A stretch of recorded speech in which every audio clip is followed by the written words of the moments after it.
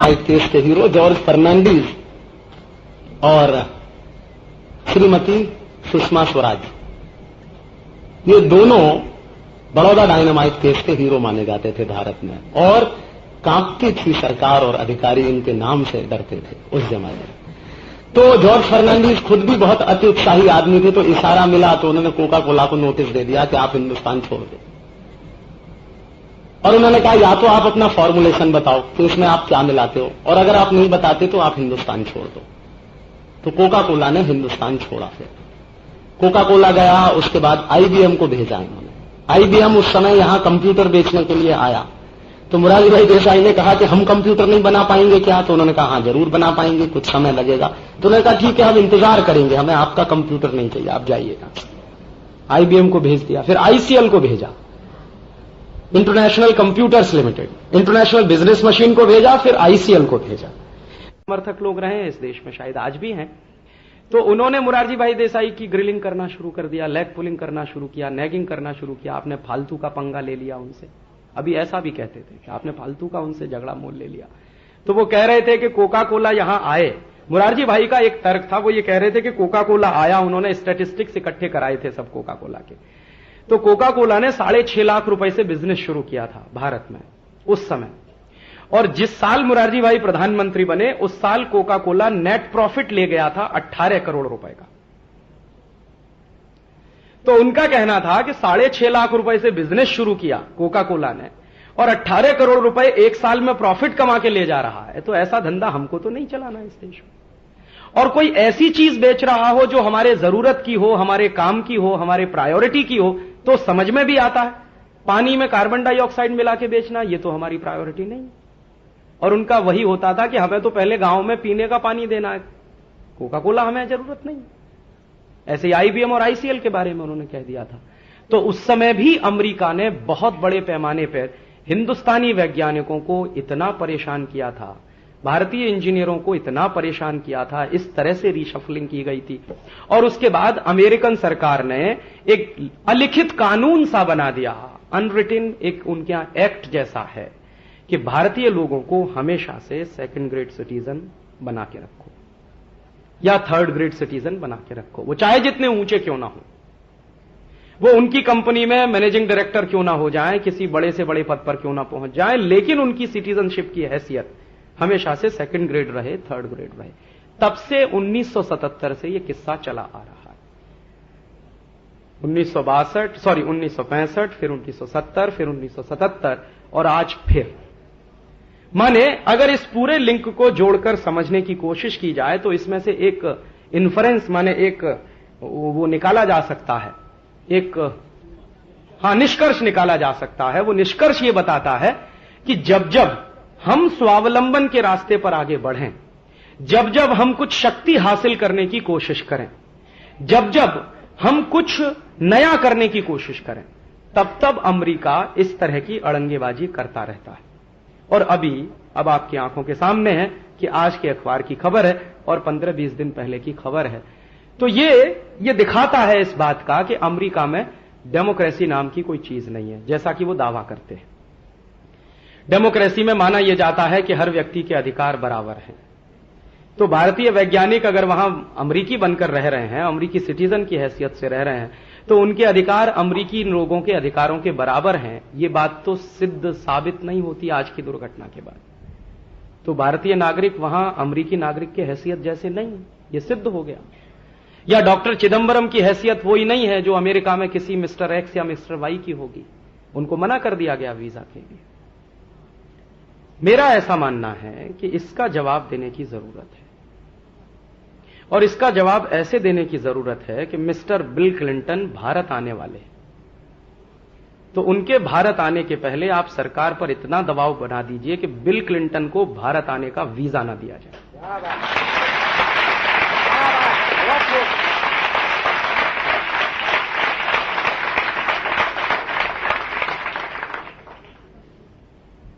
अभी bill Clinton चीन गए थे, चीन की सरकार ने वीजा दिया उनको, लेकिन भारत की सरकार बिल क्लिंटन को भारत आने का वीजा ना देने पाए, ऐसा कुछ काम अगले 6 महीनों में हमको करना चाहिए। से पूछिए आप।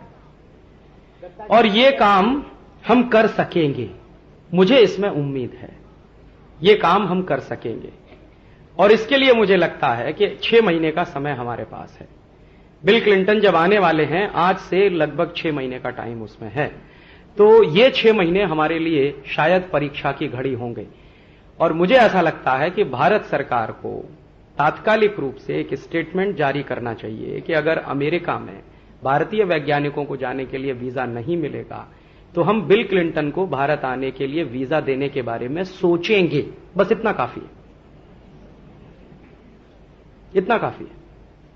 और आप देखेंगे कि उसके बारे में आपको अंदाजा लग जाएगा। और फिर हो सकता है कि बिल क्लिंटन की तरफ से मैसेज आए कि हमें आपकी आपत्ति मंजूर है, लिहाजा हम ये नहीं करेंगे। क्यों? क्योंकि बिल क्लिंटन को भारत का बाजार चाहिए, हमको बिल क्लिंटन नहीं चाहिए, हमको अमेरिका भी नहीं चाहिए, हमको अमेरिकी कंपनियां भी नहीं चाहिए, हमें उनकी जरूरत नहीं है, उनको हमारी जरूरत है। और उनको हमारी जरूरत क्यों है?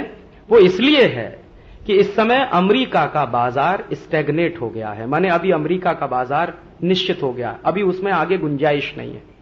जो माल अमेरिका में इस समय बिक रहा है अमेरिकी कंपनियों का, उससे ज्यादा माल बिकने की गुंजाइश अब उनके बाजार में खत्म हो गई है। इसी को कहते हैं कि मार्केट स्टैग्नेट हो गया, तो उनके बाजार में अब ज्यादा माल बिकने की संभावना नहीं है। दूसरे पड़ोसी बाजारों में उन्होंने माल बेचने की कोशिश की है, तो वहां पे उनको करारा झटका लगा। जैसे लैटिन अमेरिकन देशों ने भी अब अपनी सीमाओं को बंद करना शुरू कर दिया। और जापान की सरकार ने तो अभी अद्भुत घोषणा कर दी 2 दिन पहले। जापान के नए प्रधानमंत्री आए हैं, उन्होंने नारा ही दे दिया है, be Japanese and buy Japanese. ये उन्होंने नारा दे दिया, नए प्रधानमंत्री। और उनका यह कहना है कि हम जो बर्बाद हो गए, जापान बर्बाद हुआ है, आप सब जानते हैं, डॉलर में 40 येन होता था, अभी 146 तक पहुंच गया। तो जापानीज सरकार के पुराने प्रधानमंत्री श्री हाशिमोतो ने यह काम किया कि अमेरिका के कहने पर अपनी करेंसी को पूर्ण परिवर्तनीय बना दिया, फुल कन्वर्टेबल बना दिया। फुल कन्वर्टेबल जब हो जाती है कोई करेंसी, तो उस करेंसी की जो वैल्यू होती है वो मार्केट में तय होती है, सरकारें उसमें हस्तक्षेप नहीं कर पाती। तो जापान की सरकार ने अमेरिका के कहने पर ऐसा किया। और जब जापान की सरकार ने अपनी करेंसी को पूर्ण परिवर्तनीय बना दिया, तो उसके नतीजे ये निकले कि उनका येन बुरी तरह से गिरा, मार्केट फोर्सेस के द्वारा। अगर स्पष्ट कहें तो अमेरिका के द्वारा गिराया गया और वो 40 से 146 पर पहुंचा दिया गया। अब जापानीज लोगों में अमेरिका के प्रति गुस्सा पैदा हो रहा है, और वैसा ही गुस्सा पैदा हो रहा है जैसे सेकेंड वर्ल्ड वॉर में हुआ था। और इस गुस्से के दुष्परिणाम अगले कुछ दिनों में आपको दिखाई दे जाएंगे। जापानीज सरकार अमेरिकन माल के लिए अपना मार्केट टाइट करने जा रही है, और उसमें अमेरिका को कोई गुंजाइश नहीं दिखाई देती कि अब अमेरिकी सामान जापान के माल में, वो जापान के बाजार में बिक सकेगा। दूसरा, बिल क्लिंटन अभी चीन गए। चीन गए थे तो इसीलिए गए थे कि उनको चीन का बाजार तलाशना है। चीन के बाजार में अमेरिका को अपना माल बेचने की गुंजाइश दिखाई देती है, क्योंकि एक तो आबादी बहुत है, करीब 1 अरब 30 करोड़ के आसपास है।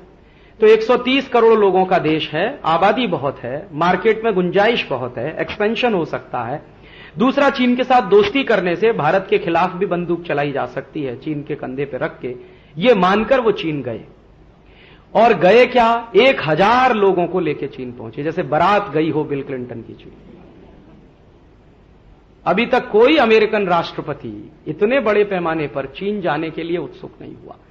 और एक ऐसे देश में बिल क्लिंटन गए जिसको वो कुछ महीने पहले तक कहते थे कि सबसे ज्यादा अनडेमोक्रेटिक कंट्री है, माने गैर प्रजातंत्र वाला देश है।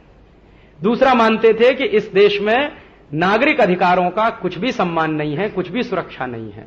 तो पहले नागरिक अधिकार की बात करते थे, फिर अनडेमोक्रेसी की बात करते थे वहां पर, फिर 50 तरह की दूसरी। हां, एक बार थिएनअनमेन चौक पे वो नरसंहार हो गया था, चीन की सरकार ने गोली चलवा दी थी, तो इसको सालों साल तक उछाला था अमेरिकी मीडिया ने और अमेरिकी सरकार ने। तो वो सब भूल गए, कल तक कहते थे कि ये है, फिर अचानक से चीन भागकर चले गए। और वो भी इसलिए गए कि उनको चीन का बाजार तलाशना है, और चीन के बाजार के साथ साथ भारत पर अगर अटैक करना हुआ तो चीन शायद उनकी मदद करेगा। इस दृष्टि से वो चीन गए। और इसी दृष्टि से वो भारत आना चाहते हैं। उनको बाजार चाहिए। जैसे ईस्ट इंडिया कंपनी बाजार के लिए सारी दुनिया में जाती थी, जो देश आसानी से उनको बाजार दे दें तो बहुत अच्छा, ना उनको बाजार दें तो उस देश को गुलाम बनाती थी, उस देश के संसाधनों को बर्बाद करती थी, उस देश की जनता को मानसिक गुलामी में धकेलती थी ताकि लगातार उनका माल बिक सके। ठीक वही काम इस समय बिल क्लिंटन कर रहे हैं। उनको अपने माल को बेचने के लिए दुनिया भर का बाजार चाहिए, क्योंकि उनकी इकोनॉमी में इस समय स्टैग्नेशन आया है और स्टैग्नेशन फिर बाद में रिसेशन में कन्वर्ट हो जाता है। और अमेरिका में इस समय बेरोजगारी तेजी के साथ बढ़ रही है। तो अमेरिका में जो बेरोजगारी बढ़ रही है वो उनकी कुर्सी के लिए खतरा पैदा कर सकती है एक ना एक दिन। अमेरिका में कोई भी राष्ट्रपति ज्यादा बेरोजगारी बढ़ने दे तो वो कुछ समय ही रह सकता है, ज्यादा समय रह नहीं सकता वहां के पद पर, निकलना पड़ेगा उसको वहां से। तो बिल क्लिंटन की अपनी भी परेशानी है, इससे ज्यादा माल वहां बिक नहीं सकता। और अमेरिकन मार्केट स्टैग्नेट क्यों हुआ है? वो एक साधारण सी बात है समझने वाली कि एक लिमिट होती है, एक सीमा होती है, कोई आदमी कितने सामान इस्तेमाल करे, कितने सामान खरीदे। एक आदमी एक दिन में 2 जोड़ी कपड़े पहन सकता है, 100 जोड़ी तो नहीं पहन सकता। एक आदमी एक दिन में 2-3 बार पेस्ट कर सकता है, 50 बार तो नहीं कर सकता। एक आदमी एक दिन में 2-3 जोड़े जूते के पहन के बदल सकता है, 100-200 जोड़े तो नहीं कर सकता। एक आदमी एक दिन में एक ही बिस्तर पे तो सो सकता है, 2-5 बिस्तर पे तो नहीं सो सकता। ऐसा तो नहीं होता कि हाथ एक बिस्तर पे, दूसरा हाथ दूसरे बिस्तर पे। और एक आदमी एक बार में एक ही कार इस्तेमाल कर सकता है, 10-20 कारें भी इस्तेमाल नहीं कर सकता। एक बार में एक ही टेलीविजन देख सकता है, 15-20 टेलीविजन भी नहीं देख सकता। तो उनके यहां क्या हुआ है, उपभोग की अंतिम सीमा आ गई है। इससे ज्यादा भोग करना उनके लिए संभव नहीं है, इससे ज्यादा चीजों का इस्तेमाल करना उनके लिए संभव नहीं है। अब जब भोग की सीमा आती है तो सामान बिकने की दर कम हो जाती है। तो अब अमेरिकी लोगों ने सामान खरीदना कम कर दिया है और उस तरह की क्रेज जो उनको कभी होती थी 20 साल पहले, वो अब धीरे धीरे कम होती चली जा रही है। तो बाजार में सामान कम बिक रहा है, तो कंपनियां बंद हो रही हैं, बेरोजगारी बढ़ रही है और उससे उनकी चिंता बहुत ज्यादा है। और उनकी चिंता इस बात से भी बहुत ज्यादा है कि दुनिया में कुछ ऐसे अर्थशास्त्री हुए हैं जिन्होंने कुछ सिद्धांत दे दिए। एक अर्थशास्त्री हो गए एडम स्मिथ, जिन्होंने विकास की परिभाषा ही ऐसी तय कर दी। रॉबिन्सन हो गए, फिर और तमाम हो गए। इन सब अर्थशास्त्रियों ने कुल मिलाकर जो विकास की परिभाषा तय की वो ये थी कि जितना ज्यादा से ज्यादा आप उपभोग करो, जितना ज्यादा से ज्यादा आप कंज्यूम करो, आपके कंजम्पशन का पैटर्न जितना बढ़ता चला जाएगा, आपके भोग करने की दर जितनी बढ़ती चली जाएगी, उतने ही आप विकसित होते चले जाएंगे। तो विकास की उन्होंने एक परिभाषा दे दी। दुर्भाग्य से ये अमेरिका और यूरोप वाले देश सब उसी में फंस गए कि ज्यादा से ज्यादा भोग करना है, ज्यादा से ज्यादा उपभोग करना है, तो उत्पादन भी ज्यादा से ज्यादा करना है, तो भोग करने की कोई सीमा नहीं होनी चाहिए, तो विकास उसी से होगा। तो बहुत सारी चीजें फिर उसके हिसाब से उन्होंने तय करना शुरू किया, जबकि मानव की स्वाभाविक प्रकृति त्याग करने की होती है, वो चाहे अमेरिका का हो चाहे भारत का। कुछ देर के लिए आप उसको जबरदस्ती भोग कराने में डाल सकते हैं, लेकिन अगर आप उसकी नेचुरल टेंडेंसी के बारे में समझने की कोशिश करें, नेचुरल इंस्टिंक्ट के बारे में समझने की कोशिश करें, तो वो त्याग करने की ही होती है। इसलिए भारत के मनीषियों में और अमेरिकी अर्थशास्त्रियों में बड़ा भारी फर्क रहा। यहां के मनीषियों ने विकास की एक ऐसी कल्पना की जिसमें आपसे कहा गया तेन त्यक्तेन भुंजी था, ईशावास्यम इदम सर्वम यत्किंच जगत्याम जगत तेन त्यक्तेन भुंजी था। हिंदुस्तान की सबसे बड़ी फिलॉसफी है तेन त्यक्तेन भुंजी था, त्याग पूर्वक भोग। त्याग भी नहीं, भोग भी नहीं, त्याग पूर्वक भोग। तो आप मनुष्य हैं, मानस हैं, और अगर आप त्याग में निकल गए तो आप फिर ईश्वर हैं। किसी भी समाज में त्याग करने वालों को ईश्वर मान लिया गया, वो भारत में ही मिलेगा आपको। उदाहरण के लिए भगवान राम महल में रहते हैं, दशरथ के बेटे हैं, राजकुमार हैं, तब तक उनको कोई नहीं पूजता। जब महल छोड़ दिया, राजकुमारी छोड़ दी, सब कुछ ऐशो आराम छोड़ दिया और 14 साल तपस्या करने के लिए चले गए, तो मर्यादा पुरुषोत्तम हो गए। तो हम तो मर्यादा पुरुषोत्तम की पूजा करते हैं ना, राजकुमार राम की पूजा तो कोई नहीं करता इस देश में। या महात्मा बुद्ध जब अपने ऐशो आराम छोड़कर साधना के पथ पर निकले, उन्हीं गौतम बुद्ध की पूजा की जाती है ना, उसके पहले वाले की तो कोई नहीं करता। या महावीर स्वामी सब कुछ छोड़ा, ऐशो आराम छोड़ा, महल छोड़ा, सब कुछ छोड़ दिया, साधना की तो तीर्थंकर हो गए, ईश्वर मान लिए गए। माने हिंदुस्तान में जो जितना ज्यादा त्याग करे वो उतना ही ऊंचा, माने जो जितना त्याग करे वो उतना ही विकसित और विकास के उस चरम पर कि हम सब उसके सामने झुकना शुरू कर दें। हमारे देश में आप और हम सब साधु संतों के सामने झुकते हैं तो उनके त्याग के कारण, भोग में नहीं झुकता कोई भी आदमी, तो भोग में झुकने का संभव भी नहीं है। तो यहां तो त्याग आधारित विकास रहा और वहां तो भोग आधारित विकास रहा।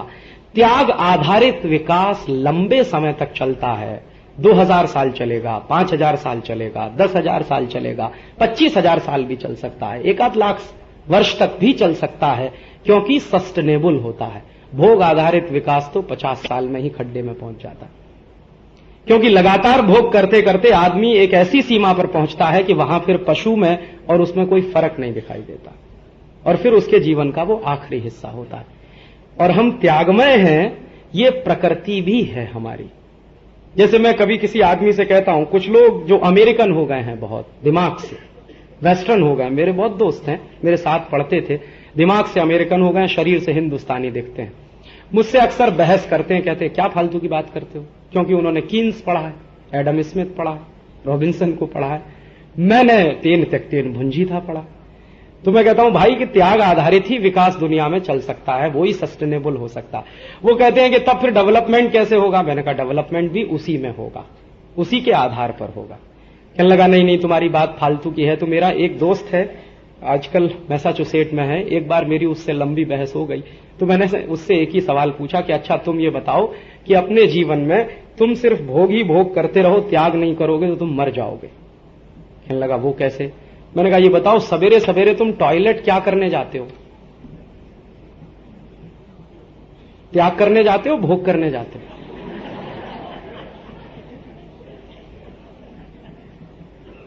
एग्जाम्पल मैंने बहुत क्रूड चुना है ताकि आपको समझ में जल्दी आए। और मान लीजिए हम रात को सोए और सवेरे उठ के हमने तय किया कि हम कुछ भी त्याग नहीं करेंगे, तो आप बताइए आप 2 दिन जिंदा रहेंगे कि 3 दिन। माने त्याग से ही चलता है आदमी, और ये एक स्वाभाविक प्रक्रिया है, इसमें सोचना नहीं पड़ता है। और जो स्वाभाविक प्रक्रिया के आधार पर आप कोई अगर पद्धति बनाए या विकास की दर तय करें या विकास के मानक तय करें, वो ज्यादा लंबे समय तक टिकता है। तो ये भारतीय समाज में टिकने की व्यवस्था बहुत सनातन है, क्योंकि हमारी संस्कृति ऐसी है।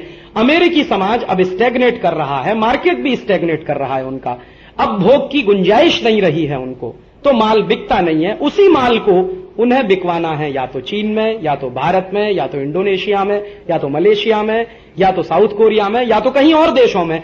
तो उन्होंने एक नए तरह का कॉलोनाइजेशन शुरू किया है, और उस कॉलोनाइजेशन का प्रतीक है अमेरिका की ये जो चीजें चल रही हैं, उनके ये जो रिएक्शंस हैं, ये उस कॉलोनाइजेशन के प्रतीक है।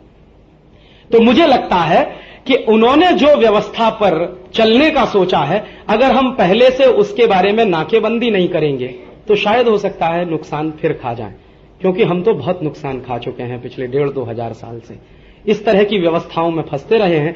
भारत के बारे में मुझे एक ही बात कहनी है जो मुझे थोड़ी खराब लगती है, कि हम बहुत समृद्ध समाज थे, बहुत शक्तिशाली समाज थे, हमारे पास उत्पादन बहुत था, समृद्धि बहुत थी, पैसा बहुत था, कुछ भी हमारे पास कमी नहीं थी। पैसे के बारे में, हमारे बारे में सारी दुनिया जानती थी कि हम सोने की चिड़िया थे। हिंदुस्तान में जो भी बाहर से विदेशी आए, उस विदेशी ने भारत के बारे में जो भी कुछ लिखा वो यही बताता है कि हमारे पास समृद्धि और संपत्ति कितनी थी। एक छोटी सी डायरी मेरे पास है पियरे बर्नियर की, जो उसने लिखी थी जब वो सूरत आया था। पियरे बर्नियर एक साइंटिस्ट था, फ्रांसीसी था, उसने बर्नियर कैलिपर्स बनाया। यहां कुछ विद्यार्थी बैठे होंगे तो वो जानते होंगे वर्नियर कैलिपर्स का इस्तेमाल करते हैं। तो वो एक फ्रेंच साइंटिस्ट था पियरे वर्नियर, वो घूमता घूमता भारत आया और भारत में कुछ दिन सूरत में ठहर गया था। तो उसने एक डायरी लिखी है, फ्रेंच में है ओरिजिनली, मैं थोड़ी फ्रेंच जानता हूं, और वो डायरी मुझे सोरबोन से मिली। तो उसमें उसने बहुत सारी बातें लिखी है। मैं 2-3 बातें आपसे शेयर करना चाहता हूं तो हमारी संपत्ति और समृद्धि का अंदाजा आपको मिल सके। वो ये कह रहा है कि दुनिया में मैंने बहुत देश देखे हैं, लेकिन सूरत में आने के बाद ऐसा अद्भुत शहर मैंने कहीं नहीं देखा। क्या देखा उसने सूरत में? कह रहा है कि इस शहर के किसी भी घर में ताला नहीं लगता। ये ज्यादा पुरानी बात नहीं है, मुश्किल से 450-500 साल पुरानी बात है। जब फ्रांसीसी डुप्ले है ना यहां पर, जो इतिहास के विद्यार्थी वो जानते होंगे, डुप्ले एक आया था सेनापति के रूप में, वो कुछ दिन रहा था यहां पर। तो जिस जमाने में डुप्ले है उसी जमाने में ये आया है पियरे वर्नियर, मुश्किल से 400 साल की बात है। तो वो कह रहा है कि मैंने पूरे शहर में कहीं किसी के घर में ताला लगा हुआ नहीं देखा। फिर खुद ही लिख रहा है डायरी में कि यहां मैंने कई लोगों से पूछा है कि आप ताला क्यों नहीं लगाते हैं, तो वो उल्टा पूछते हैं कि ये ताला क्या होता है। किसी को मालूम ही नहीं है कि ताला भी कुछ होता। फिर वो लिख रहा है कि ये लोग ताला क्यों नहीं लगाते हैं, तो किसी ने उसको जवाब दिया होगा, वही जवाब उसने डायरी में लिखा है कि यहां का हर आदमी ये कहता है कि हमको चोरी का डर नहीं, तो ताला क्यों लगाएं। और चोरी का डर क्यों नहीं है? क्योंकि चोरी होती नहीं। चोरी होती क्यों नहीं है? क्योंकि हर घर में इतनी संपत्ति है कि उसको दूसरे की संपत्ति की तरफ देखने की फुर्सत ही नहीं। और हम तो इस मान्यता के हैं ना कि दूसरे का धन तो मिट्टी समान है। अगर दूसरे का धन मिट्टी समान है तो फिर चोरी का तो प्रश्न ही नहीं उठता है। तो वो कह रहा है चोरी होती नहीं, चोरी होती नहीं तो ताला कोई लगाता नहीं। और चोरी इसलिए नहीं होती कि हर घर में इतनी संपत्ति है। एक बात और लिख रहा कि यूरोप में तो इतनी गरीबी है, यूरोप में तो इतनी भूखमरी है, यूरोप में तो इतनी बेरोजगारी है, यहां तो ना गरीबी दिखाई देती ना बेरोजगारी दिखाई देती। वो बहुत आश्चर्य से एक वाक्य लिख रहा है कि मुझे पूरे सूरत में आज तक एक भी भिखारी नहीं मिला। जो वो कहता है कि पेरिस में तो इस समय बहुत भिखारी है, सूरत में एक भी भिखारी नहीं मिला उसको। और कहता है कि लोग यहां के कितने अजीब हैं। अब उसको वो अजीब दिखाई देता, हमारी वो ईमानदारी हो सकती है। वो कह रहा है कि यहां के लोग क्या करते हैं कि जब तीर्थ यात्रा पे जाते हैं तो अपने घर की सारी संपत्ति निकाल के मंदिर में छोड़ जाते हैं। अभी भगवान जी उसकी रक्षा करते हैं, लौट के आते हैं तो संपत्ति मंदिर से वापस अपने घर में ले जाते हैं। कहता है किसी को डर ही नहीं लगता। और ऐसे ढेर सारे नरेशंस कर रहा है और अंत में कह रहा है कि मेरा दिल करता है कि मैं फ्रांस छोड़कर यहां रहना शुरू करूं, लेकिन ऐसा संभव नहीं है। क्यों संभव नहीं है? क्योंकि सूरत के नवाब ने उसको परमिशन नहीं दी है रहने की। तो कह रहा है कि छोड़ के जाना पड़ेगा। और उसमें एक लास्ट जो वाक्य उसने लिखा है, बॉ एक शब्द होता है फ्रेंच में जिसका नाम होता है गुड, बहुत अच्छा सूरत, बॉ सूरत, ऐसा करके उसने खत्म किया डायरी। तो यहां तो समृद्धि बहुत रही है, पैसा बहुत रहा है, हमारे यहां विकास के शायद बहुत ऊंचे शिखर भी हमने तय किए होंगे, जरूर ये सब हुआ होगा, लेकिन एक चीज में हम हमेशा से कमजोर रहे। और वो कमजोरी हमारी ये थी कि बाहर से आने वाले किसी भी आदमी की प्रकृति को समझे बिना या तो हमने उसको अपना अतिथि बनाया, या तो उसको आक्रमण करने का न्योता दे दिया, या तो उसके साथ दोस्ती की। मैं ये नहीं कहता कि किसी को अतिथि मत बनाइए, मैं ये भी नहीं कहता आपसे कि आप दोस्ती मत करिए किसी से, मैं ये भी नहीं कहता कि अपने घर के दरवाजे हमेशा बंद रखिए, सब करिए, लेकिन एक सावधानी के साथ कि आने वाले की प्रकृति क्या है, उसका बैकग्राउंड क्या है। अगर भारतीय लोगों ने इतना ही सोचा होता कि ये वास्को डिगामा का बैकग्राउंड क्या है, इसकी प्रकृति क्या है, या डुप्ले का बैकग्राउंड क्या है, इसकी प्रकृति क्या है, या टॉमस रो का बैकग्राउंड क्या है, इसकी प्रकृति क्या है, या मोहम्मद बिन कासिम का बैकग्राउंड क्या है, इसकी प्रकृति क्या है, या महमूद गजनवी का बैकग्राउंड क्या है, इसकी प्रकृति क्या है, तो शायद हमको ये दुर्दिन ना देखने पड़ते। यहीं पर हम मार खा गए। और उस बात को मैं यहां जोड़ना चाहता हूं कि बिल क्लिंटन को भारत में आने से पहले हमको 50 बार सोचना चाहिए कि बिल क्लिंटन का बैकग्राउंड क्या है, उसकी प्रकृति क्या है। नहीं तो हो सकता है फिर हम कोई मार खा जाएं उनसे, क्योंकि जब जब हमने बिना किसी को समझे, बिना उसकी प्रकृति को समझे अपने देश के दरवाजे खोले हैं, अपने अतिथि देवो भव की परंपरा को निभाया है, जरूर अतिथि देवो भव की परंपरा निभाते चलिए, क्योंकि उससे बड़ी दुनिया में कोई दूसरी परंपरा हो नहीं सकती है जो एकदम अनजान अतिथि को अपना बना लेती है। लेकिन सावधानी ये रखिए कि उस अतिथि के आगे पीछे की जानकारी आपको हो। मैं कहना यह चाहता हूं कि कोई अतिथि अगर आने वाला है और हमको पहले से मालूम है, अतिथि असली तो वो होता है जो बिना तिथि के आता है और बिना बताए आता है, लेकिन जो बता के आ रहा है, जो तय करके आ रहा है, बिल क्लिंटन तो बता के आ रहा है ना 6 महीने बाद में आने वाला, तो जो बता के आ रहा है, तय करके आ रहा है, उसके बारे में तो पूरी फौज खबर कर लें। उसको तो इस तरह से हम ट्रीट नहीं कर सकते जो बिना तिथि वाला है को हम करते हैं। इसलिए मेरा मानना है कि एक राष्ट्र के स्तर पर हमको अभी यह सावधानी रखने की जरूरत है कि बाहर से आने वाले की पूरी खोज खबर लिए बिना, उसकी पूरी प्रकृति को समझे बिना हम उसके लिए अपना दरवाजा नहीं खोलेंगे। और ये इस बात से समझ लेना चाहिए कि बिल क्लिंटन ने चीन जाने के पहले अपने पार्लियामेंट में क्या कहा, मुझे लगता है कि वो हमको सूत्र वाक्य के रूप में समझ लेना चाहिए। बिल क्लिंटन ने चीन जाने के पहले अपने पार्लियामेंट में जो स्टेटमेंट किया वो मैं आपको फिर से कोट करना चाहता हूं। उन्होंने कहा कि मेरी पूरी शक्ति के साथ मैं एशियन एंड पैसिफिक नेशंस के, माने एशिया और पैसिफिक जो राष्ट्र हैं, उनके बाजारों को अमरीकी सामान के लिए खुलवाने की ताकत लगाऊंगा ताकि अमरीकी समृद्धि और अमरीकी रोजगार बना रहे और अमरीकी समाज अक्षुण्ण रहे। माने उनकी पूरी ताकत इस बात पर लग रही है बिल क्लिंटन की कि मैं दुनिया के देशों के बाजार, खासकर एशिया और पैसिफिक राष्ट्रों के बाजार अपने माल के लिए खुलवाऊंगा ताकि मेरे राष्ट्र में गरीबी ना आए, मेरे राष्ट्र में बेरोजगारी ना आए और मेरा राष्ट्र अक्षुण्ण बना रहे। इससे दो ध्वनि निकलती हैं कि कल को अगर अमेरिका में बड़े पैमाने पर गरीबी आ गई तो शायद अमेरिका टूट सकता है। कल को अमेरिका में बड़े पैमाने पर भूखमरी आ गई तो शायद अमेरिका टूट सकता है। इसलिए उनको चिंता है अपने राष्ट्र को अक्षुण्ण रखने की। तो यही तर्क हमारे ऊपर भी लागू होता है कि हमारे देश में गरीबी ना आने पाए, हमारे देश में बेरोजगारी ना आने पाए, हमारा समाज भी अक्षुण्ण रहे, तो हमको भी इस बात के लिए सावधान रहना चाहिए कि कोई दूसरा व्यक्ति आकर अपना माल हमारे बाजार में ना बेच जाए। तो बिल क्लिंटन की प्रकृति को अगर समझना है तो इस एक वाक्य से समझ सकते हैं कि वो क्यों भारत आना चाहता है, या वो क्यों चीन गया था, या वो क्यों दूसरे देशों में जाने की कोशिश कर रहा है। उनको अपना माल बेचना है, उनके पास मार्केट खत्म हो गया है, मार्केट सिर्फ हमारे पास है। और दुनिया में आज जिन लोगों के पास बाजार है वही ताकतवर हैं। जिनके पास बाजार नहीं है उनके पास कोई शक्ति नहीं, क्योंकि अभी तो बाजार की शक्ति से शक्ति तय होती है। तो हम एक शक्तिशाली राष्ट्र हैं, ये एहसास हमको अब होना ही चाहिए। कम से कम 11 मई के बाद तो होना ही चाहिए। और हम एक शक्तिशाली राष्ट्र हैं क्योंकि हमारे पास 98 करोड़ लोगों का देश है, क्योंकि हमारे पास 30 करोड़ लोगों का मार्केट है जो पूरे अमेरिका में नहीं है।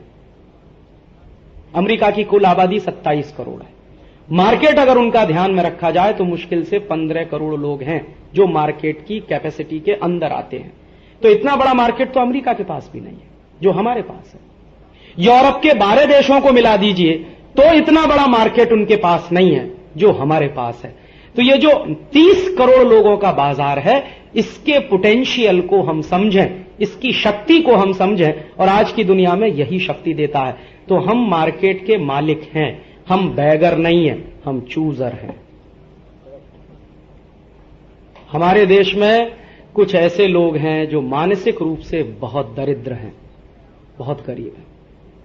पैसे में शायद बहुत अमीर हो सकते हैं, करोड़ों रुपए की संपत्ति हो सकता है उन्होंने जमा की हो, लेकिन हमेशा से वो आपको तर्क देंगे बैगर्स आर नो चूजर्स, जैसे हम ही बैगर हैं। आप जब भी बात कर लीजिए, ये स्वदेशी की बात आप किसी के साथ करिए और कोई हाई फाई आदमी मिल जाए, हाई फाई से मेरा मतलब अमेरिकन हो चुका है जिसका दिमाग, या यूरोपियन हो चुका है उसका दिमाग, वो आपको मिल जाए तो आपको तड़ से एक तर्क दे देगा बैगर्स आर नो चूजर्स, जैसे हम ही सबसे बड़े भिखारी हैं। माने जब हम उनसे ये तर्क करते हैं, वो हमसे पहला सवाल ये करते हैं, राजीव भाई परदेशी टेक्नोलॉजी आएगी, आप क्यों कर रहे हैं स्वदेशी का काम? परदेशी टेक्नोलॉजी रुक जाएगी, परदेशी टेक्नोलॉजी नहीं आएगी तो देश का विकास नहीं होगा। तो मैंने कहा भाई परदेशी टेक्नोलॉजी कभी आती नहीं है, जहां हमको जरूरत होती है वहां तो बिल्कुल नहीं आती है। हमको सैटेलाइट बनाने में जरूरत है, वहां नहीं आएगी। हमको डिजिटल इलेक्ट्रॉनिक्स इक्विपमेंट बनाने हैं, वहां नहीं आएगी। हमको हिंदुस्तान में क्रायोजेनिक इंजन बनाना है, वहां नहीं आएगी। हमको सैटेलाइट के साथ साथ